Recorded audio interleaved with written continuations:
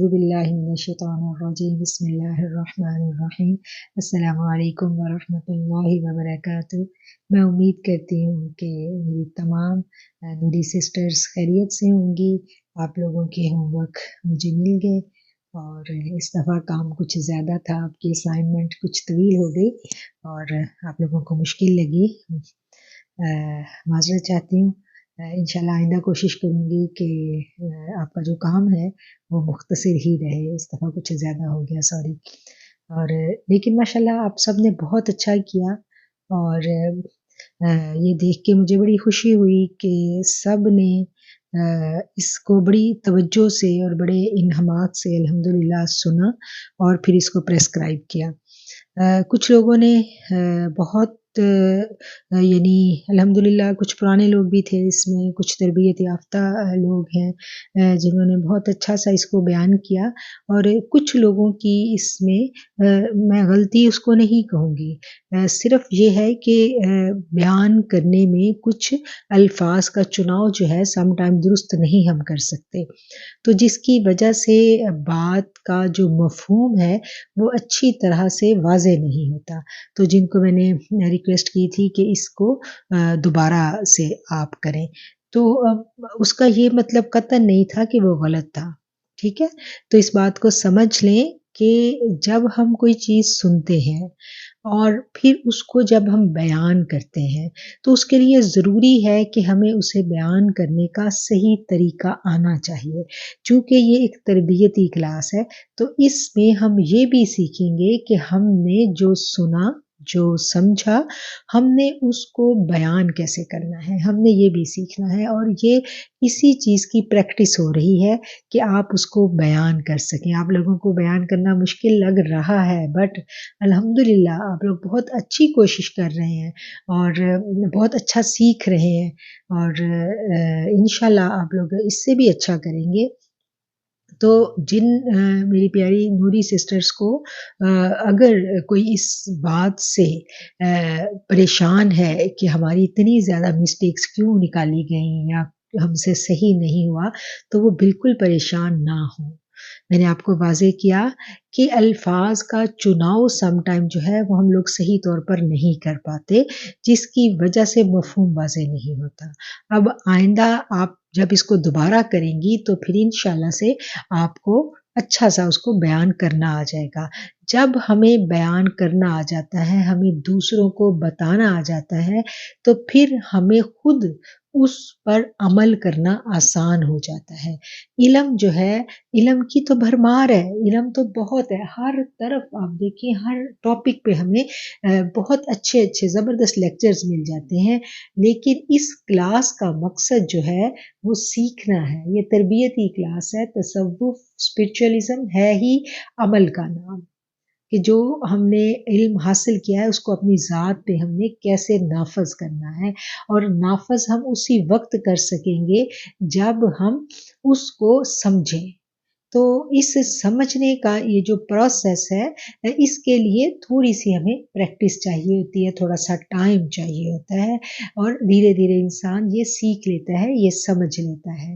اور کچھ ایک دو سوالات ایسے تھے جن کے اوپر میں نے سوچا کہ کچھ آپ لوگوں کی کوائریز تھیں، آپ لوگوں کے وائس نوٹس تھے جو میں نے نوٹ کیے، تو میں نے کہا کہ اس کے اوپر ہم اس لیکچر میں، اس جو گفتگو میں آپ کے ساتھ کرتی ہوں ہر ایک اسائنمنٹ جمع کروانے کے بعد، تو اس میں پھر سبھی سے اس ٹاپک پہ بات ہو جائے، تاکہ جن جن لوگوں کے ذہنوں میں یہ جتنی بھی کوائریز آئی ہیں یہ تقریباً ایک ہی طرح کی ہیں۔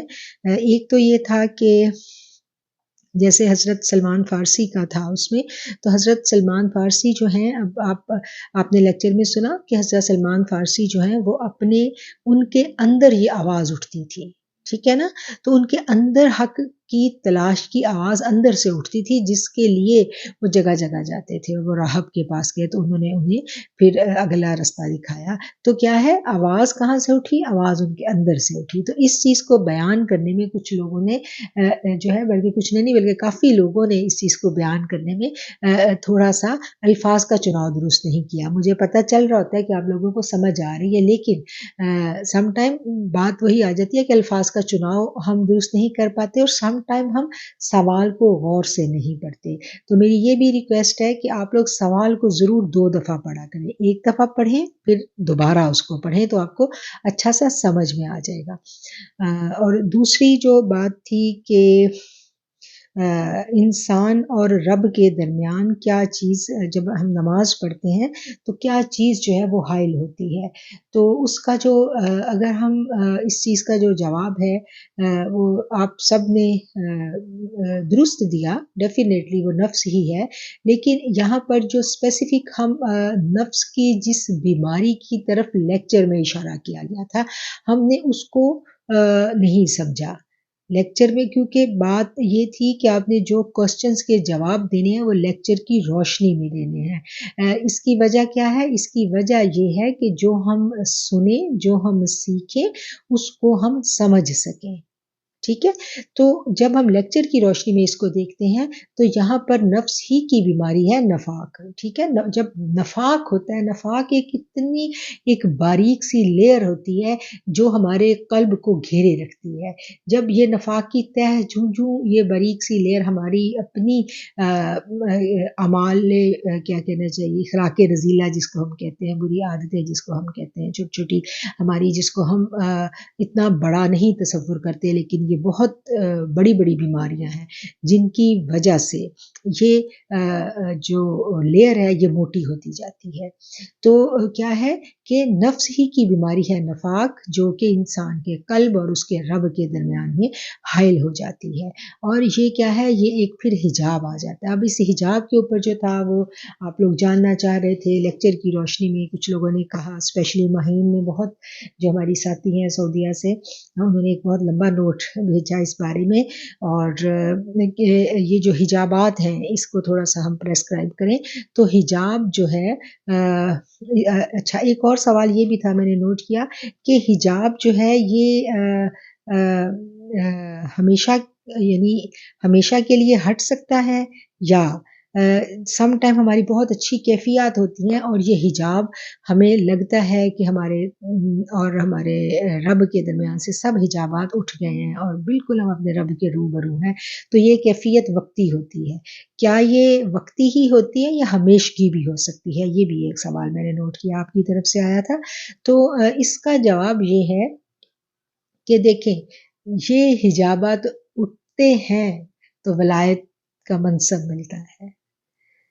جو بہت بڑے بڑے اولیاء کرام کی جب ہم حیات مبارکہ کا مطالعہ کرتے ہیں تو ہمیں پتہ چلتا ہے نا کہ ان کے اور ان کے رب کے درمیان پھر حجابات جو تھے وہ نہیں رہے تھے. جیسے حضرت علی رضی اللہ تعالیٰ عنہ کے بارے میں ہم پڑھتے ہیں کہ وہ لوگ نماز میں کھڑے ہوتے تھے. صحابہ کرام کی زندگیوں میں ہم پڑھتے ہیں تو وہ کہتے ہیں کہ ہمیں تو کوئی فرق نہیں پڑتا، موت آئے نہ آئے، کہ حجابات تو ان کے اٹھ چکے تھے، ان کو تو آخرت نظر آ رہی تھی.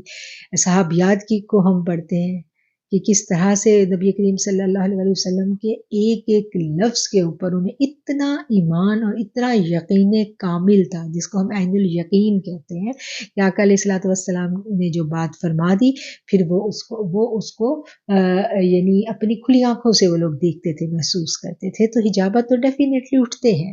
اور یہ کیفیت کب برقرار رہتی ہے؟ یہ کیفیت تب برقرار رہتی ہے جب ایک مقام تک آپ پہنچ جاتے ہیں. اس مقام تک پہنچنے کے لیے وقت درکار ہے، تربیت درکار ہے، اور صالحین کی، صوفی اکرام کی صحبت اور توجہ درکار ہے. ٹھیک ہے. اور یہ جو بات انہوں نے کی کہ حجابات ہمیں فیلنگ آتی ہے، سم ٹائم حضوری کی بہت اچھی کیفیت ہوتی ہے اور ہمیں لگتا ہے کہ حجابات اٹھ گئے. تو یہ ہر مسلمان کے ساتھ جو خشوع و خضوع سے 5 ٹائم نماز پڑھتا ہے اس کے ساتھ یہ کیفیت ہونی لازم ہے. کیونکہ نماز کا تو مقصد ہی معراج ہے نا. تو معراج کیا تھی؟ معراج تو اپنے رب کا دیدار تھا، معراج تو اپنے رب کے روبرو حاضری تھی. تو یہ تو ہوتا ہے جب آپ، لیکن کیا ہے کہ چونکہ ہمارے اعمال جو ہیں وہ اس لیول کے نہیں ہوتے، ہماری ریاضت اس لیول کی نہیں ہوتی، ہمارا تقوی اس لیول کا نہیں ہوتا، تو ہم کیا ہے، ہم بار بار اپس اینڈ ڈاؤن میں رہتے ہیں. جیسے نبی کریم صلی اللہ علیہ وسلم نے فرمایا تھا نا کہ اگر کسی کے گھر کے آگے سے، حدیث کا مفہوم ہے کہ کسی کے گھر کے آگے سے ایک نہر بہ رہی ہے اور وہ شخص اس میں 5 دفعہ جا کے غسل کرتا ہے، نہاتا ہے، واپس آتا ہے، تو اس کے جسم پہ کوئی میل کچیل رہے گی؟ تو مطلب کیا ہے کہ جب وہ میل کچیل آتی ہے ایک نماز سے دوسری نماز کے درمیان تو وہ دوبارہ چلا جاتا ہے. تو نماز اسی چیز کی پریکٹس ہے نا، تو وہ بار بار آنا اور جانا. تو کیا ہے کہ نماز اس چیز کی پریکٹس ہے.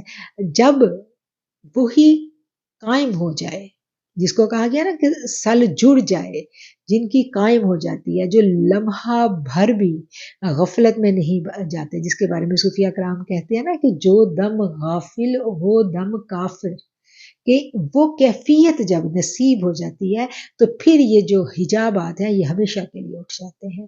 تو کیا ہے کہ اس کے لیے ریاضت چاہیے، اس کے لیے بہت محنت چاہیے. اور انشاءاللہ ہم جو اپنے کورس، ابھی ہمارا باقاعدہ کورس کا آغاز تو نہیں ہوا، جو ہماری اصل جو ٹاپک ہے ہم اس کی طرف تو نہیں آئے. جب ہم باقاعدہ اپنے لیکچرز اس ٹاپک پہ سنیں گے تو پھر ان سارے سوالوں کے جوابات جو ہے ہمیں مل جائیں گے. اچھا، یہ تیسری ایک اور بات تھی، اس کے بارے میں آپ تھوڑا سا کوسچنز میں کنفیوژن تھی کہ جو قرآن پاک پڑھنے سے پہلے ہم تعوذ پڑھتے ہیں، اس کے بارے میں بتائیں. تو قرآن پاک پڑھنے سے پہلے جو تعوذ پڑھی جاتی ہے، جس کا قرآن کریم میں بھی اللہ کریم نے ہمیں حکم دیا ہے کہ جب تم قرآن پڑھنے لگو تو میری پناہ میں آ جایا کرو. اچھا، اس بات کا جواب جو ہے وہ سورہ آل عمران ہمیں دیتی ہے. ٹھیک ہے، سورہ آل عمران میں اللہ تعالیٰ کہتا ہے نا کہ قرآن کی کچھ آیتوں میں آیتیں جو ہیں وہ بالکل واضح ہیں، اور کچھ جو ہے وہ میں آیت کا مفہوم بیان کر رہی ہوں کہ کچھ آیتوں میں ٹیڑھ ہے اور جن کے دلوں میں ٹیڑھ ہے، کچھ آیتیں جو مبہم ہیں اور جن لوگوں کے دلوں میں ٹیڑھ ہے وہ ان مبہم آیات سے جو ہے وہ پھر اس میں کیا کہنا چاہیے کہ وہ اپنی پسند کے غلط مطالب نکال لیتے ہیں. اس لیے قرآن صرف اور صرف اس شخص کے لیے ہدایت ہے جو شخص تقوی اختیار کرتا ہے. اس لیے قرآن کریم کا جب تعارف کروایا گیا تو اس میں کہہ دیا گیا کہ ہدی للمتقین، کہ اس سے ہدایت حاصل کرنے کے لیے تقوی شرط ہے. تقوی دل میں ہوگا اور خوف خدا دل میں ہوگا، اور پھر اس کے ساتھ ساتھ اللہ کی پناہ کو طلب کیا جائے گا. جب یہ سب کچھ اکٹھا ہو جائے گا تو پھر قرآن جو ہے وہ نور ہدایت بن کے دلوں کو، ہمارے قلوب کو انشاءاللہ سے منور کرے گا.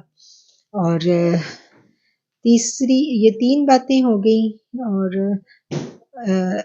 جی، ایک تو یہ تقوی کی بات ہو گئی، تعوذ کی بات ہو گئی، حضرت سلمان فارسی والی بات ہو گئی، اور یہ ساری باتیں جو تھیں یہ آپ کے کوسچنز کے حوالے سے تھیں. اب کچھ کوسچنز کے علاوہ جو ہے کچھ باتیں میں آپ سے اور بھی ضروری کرنا چاہوں گی کہ ہم نے جب کورس کو شروع کیا تھا تو جب انٹرویوز کیے تھے تو تب آپ سے ریکویسٹ کی تھی، جن لوگوں کو ہم نے جنہوں نے ہم سے کانٹیکٹ کیا، جن سے ہم نے انٹرویوز کیے، تو ان سے ہم نے ریکویسٹ کی تھی کہ کورس کے جو رولز اور ریگولیشن ہیں وہ آپ کو فالو کرنے ہوں گے. اور کچھ لوگوں نے بھی اس کے اوپر پہلے ہی ان کو لگا کہ وہ لوگ ہمارے ساتھ پراپر جو ہے وہ کلاس میں نہیں چل سکیں گے، اور انہوں نے ہمیں بتایا کہ ہم اتنا اسٹرکٹلی فالو نہیں کر سکیں گے، شاید ہماری شرائط کچھ سخت تھی، تو ہم نے ان کو لسنرز گروپ میں ڈالا. اور کچھ لوگوں نے بہت ہمت کر کے اس کو جوائن کیا اور پھر وہ اس کو فالو اپ نہیں کر سکے. تو چونکہ فالو اپ نہیں کر سکے تو ہمیں پھر مجبوراً جو ہے ان کو گروپ سے ڈراپ کرنا پڑا. اب اس چیز کو سمجھیں کہ ہمارے دین کا جو مزاج ہے وہ یہ ہے کہ مومن جو ہے جب اس کی اسلام تربیت کرتا ہے تو تربیت میں کیا ہے کہ سب سے پہلے اس سے نفی کرواتا ہے اسلام، لا الہ. ٹھیک ہے، نفی کس کی کروائی جاتی ہے؟ ہر اس خواہش کی جو باطل ہے، ہر اس خواہش کی نفی کرائی جاتی ہے. اور معبود کس کو مانا جاتا ہے؟ اللہ تعالیٰ اللہ کی ذات کو. جب اللہ کی ذات کو ہم نے معبود مان لیا تو پھر اللہ کے ہر حکم کے آگے جو ہے مسلمان کے لیے سر بسجود ہونا لازم ہو جاتا ہے. اب جو اسلام کا جو مزاج ہے وہ پورے کا پورا ایک اجتماعیت کی تربیت کرتا ہے. اسلام یہ کہتا ہے کہ اگر جو دو لوگ ہیں وہ بھی سفر پر جائیں تو وہ ان میں سے، جیسے پرانے زمانوں میں ایک تھا نا طریقہ کار تھا کہ لوگ قافلوں میں سفر کرتے تھے، کہ اگر آپ ایک قافلے کے اندر سفر کر رہے ہیں تو اب منیمم تعداد بھی ہے لوگوں کی، تو ان میں سے ایک شخص کو اپنا لیڈر بنا لو. پھر کیا ہے کہ باجماعت نماز جو ہے اس میں بھی آپ نے ایک اپنا امام چننا ہے. تو یہ جو امام کا چننا، لیڈر کا چننا اور اپنے مینٹور کا چننا، اپنے استاد کو منتخب کرنا، اس کا جب آپ نے انتخاب کر لیا تو پھر اس کی بات کو ماننا، اس کو فالو کرنا جو ہے وہ لازم ہو جاتا ہے آپ کے اوپر. کیونکہ جو نفس ہے نا، نفس کی جو سرکشی ہے وہ انسان کو جھکنے نہیں دیتی. یہ نفس کی سرکشی ہے جو اطاعت نہیں کرنے دیتی. تو اسی لیے کیا ہے، اس سرکشی کو توڑنے کی جو پریکٹس ہے وہ اسلام نے یہ بتائی کہ مسلمان جو ہیں وہ اپنا مل کے ایک امیر مقرر کریں، اپنا ایک مینٹور مقرر کریں، پھر اس کو پھر وہ فالو کریں. اچھا، اب کیا ہے کہ اس مینٹور کے لیے بھی پورے کے پورے قوانین بتا دیے گئے کہ آپ نے جو بھی کرنا ہے آپ نے مشورے سے کرنا ہے، اور وہ کوئی اوپر کوئی حکم حاکم نہیں ہوتا، وہ تو ان کا خادم ہوتا ہے، وہ تو ان کی خدمت کے لیے ہوتا ہے، وہ تو ان کی بھلائی کے لیے ہوتا ہے کہ وہ ان کو جوڑے رکھے اور ان کی تربیت کرے. تو بالکل اسی طرح جب ہم کوئی اسٹوڈنٹ جو ہے، ایک جو اسلام کا جو کلاس کا ایک تصور ہے، سیکھنے کا جو ایک تصور ہے، جو ایک ماحول کریٹ ہوتا ہے لرننگ کا، اس میں بھی استاد جو ہے اس کو فالو کرنا، اس کی بات کو جو ہے پریفر کرنا، وہ اس کے اوپر اسلام بہت زور دیتا ہے. کہ علم کو سیکھنے کے لیے آپ دیکھیں کہ کس طرح سے کہا گیا کہ جس سے تم نے ایک لفظ بھی سیکھا کہ تم اس کا ادب کرو اور اس کی جو ہے اس کو فالو اس طرح سے کرو. ساری کے سارا ہم سب ماشاءاللہ سب یہاں پر تربیت یافتہ پڑھی لکھی خواتین، ہم سب اس چیز کو، اس گہرائی کو جانتے ہیں. لیکن کیا ہے کہ جب ہمارا نفس سرکشی پر اتر آتا ہے، وہ کہتا ہے کہ بھئی میں ٹائم پہ یہ کام نہیں کر سکتا. اب آپ ایک قانون بنا دیا گیا کہ آپ نے یہ کام کرنا ہے، ٹھیک ہے، اور آپ نے اس کو ایڈمٹ کیا کہ میں نے یہ کام اتنے مقررہ وقت میں کرنا ہے. اب ہم انسان ہیں، ہمارے ساتھ خوشی بھی ہے، غمی بھی ہے، صحت کے مسائل بھی ہیں، کیونکہ ماشاءاللہ سب اس میں سب ینگ نہیں ہے، کچھ تھوڑا سا یعنی 50 ابو ساتھی بھی ہیں ہماری، تو کچھ صحت کے بھی مسائل ہوتے ہیں. تو کیا ہے کہ میری یہ ریکویسٹ تھی آپ لوگوں سے کہ اگر کسی کے ساتھ کوئی صحت کا پرابلم یا کوئی جینوئن مسئلہ ہے تو وہ بیفور ٹائم، جب لاسٹ ڈیڈ لائن ہے اس سے پہلے وہ مجھے میسج کر کے بتائے گا ضرور کہ میرا یہ پرابلم ہے، اس وجہ سے میرا کام لیٹ ہو گیا ہے. لیکن یہ نہیں ہے کہ آپ بالکل بتائیں بھی نہیں اور جب آپ کو ڈراپ کیا جائے تو اس وقت پھر آپ کو یہ ہو کہ یہ آپ کے ساتھ زیادتی ہوئی ہے. تو ایسا کچھ نہیں ہے. جب ایک قانون بنا دیا گیا تو اس کو فالو کرنا جو ہے وہ سب کے لیے لازم ہے. اور اگر آپ کا نفس جو ہے وہ آپ کو فالو اپ نہیں کرنے دینا چاہ رہا تو پھر آپ کو اس کے اوپر ایک بہت لمحہ فکریہ ہے، اس کے اوپر غور کرنا ہے. کیونکہ نفس کا تو کام ہی ہے نا، وہ تو سرکشی سکھاتا ہے. نفس سب سے زیادہ کس بات سے بھاگتا ہے؟ اطاعت سے بھاگتا ہے نا. نفس سب سے پہلے کیا کہتا ہے کہ میری بات سنو. اور اسلام کیا کہتا ہے؟ اسلام کہتا ہے کہ جہاں اللہ کا حکم آ گیا وہاں نفس کی بات ہم نے نہیں سنی. تو کیا ہے کہ یہی ایک کیا کہنا چاہیے، ایک رسا کشی کی کیفیت جو ہے یہ ہمارے ساتھ لگی رہتی ہے، اور یہ سیکھنے کا عمل ہے، یہ لرننگ کا عمل ہے. تو اس میں بہت زیادہ رکاوٹیں ڈالے گا شیطان اور نفس بھی کہ کہیں ہم اس چیز کو سیکھ کے ہماری ذات میں تبدیلی نہ آ جائے.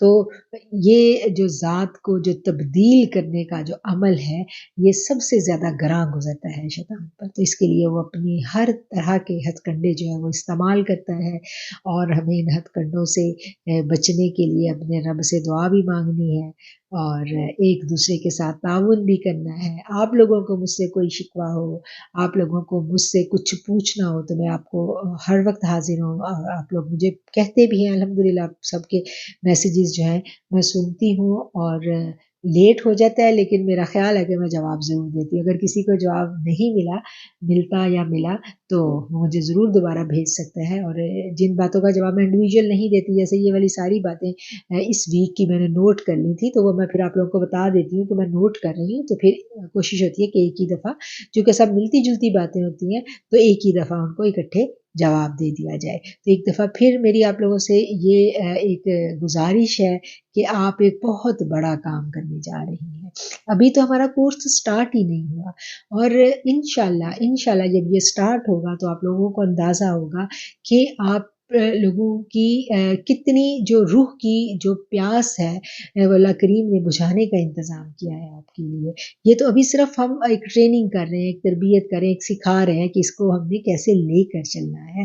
تو اگر آپ اسی سے گھبرا جائیں گے اور آپ اسی سے بھاگ جائیں گے تو یہ آپ نے خود سوچنا ہے. ٹھیک ہے؟ تو آپ لوگوں کے پاس وقت ہے، اللہ تعالیٰ آپ کے اوقات میں برکت ڈالے. تو اس چیز کے اوپر سوچیں اور اللہ کا شکر ادا کریں کہ الحمدللہ اللہ تعالیٰ نے سیکھنے کا موقع دیا. اور دعا بھی کریں کہ اللہ تعالیٰ اس میں ہمیں استقامت دے، مجھے بھی استقامت دے. جب اپنے لیے دعا کریں تو میرے لیے بھی کریں. اور میں آپ سب کے لیے بہت دعا گو ہوں، آپ لوگوں کی صحت کے لیے، جن کی صحت کے مسائل چل رہے ہیں ان کے لیے میں بہت دعا گو ہوں. اللہ تعالیٰ آپ سب کو صحت تندرستی کے ساتھ رکھے، اور علم کو سیکھنے کا جو جذبہ ہے وہ کبھی آپ کا ماند نہ پڑے. اس میں اللہ کریم ہمیشہ ہمیشہ اللہ کریم اس میں بڑھوتی دے. اور جو خواہش لے کے آپ اس گروپ میں، اس کلاس میں شامل ہوئی ہیں، اللہ کریم اس خواہش کو پورا کرے. ہمارا مقصد جو ہے صرف اور صرف ایک ہی مقصد ہے ہمارا، کہ ہم اپنی باطن کی اصلاح کر سکیں اور بی بی فاطمہ الزہرا کی کنیزوں میں شامل ہو سکیں. اور اسی ایک مقصد کے لیے، اسی ایک کوشش کے لیے جو ہے اس کلاس کا ہم نے آغاز کرنے کا پورے کا پورا پلان کیا ہے. انشاءاللہ یہ نیکسٹ ویک جو ہے ہمارا یہ ٹاپک نماز کا ختم ہو جائے گا. اس کے بعد پھر ہماری میٹنگ ہوگی زوم کی، اور اس کے بعد پھر ہمارا باقاعدہ کورس کا آغاز ہوگا. میری بہت ساری دعائیں آپ کے لیے. وآخر دعوانا ان الحمدللہ رب العالمین.